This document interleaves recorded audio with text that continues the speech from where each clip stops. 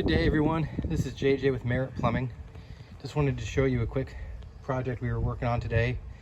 I had a customer who has a new home and they wanted a hose faucet on the back lanai. So just kind of want to show you, we had to run a new water line down into the ground. Just wanted to quickly show you, whether we're working inside of your home or outside of your home, we're going to do everything we can to protect your property and keep things as nice and neat as we can. So what we did here was, there was mulch all on the side of the home.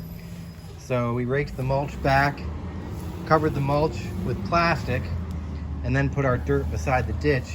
So this way when we get all done and we backfill everything, all the mulch will go back into place and they won't have to remulch, and the grass will be nice and clean.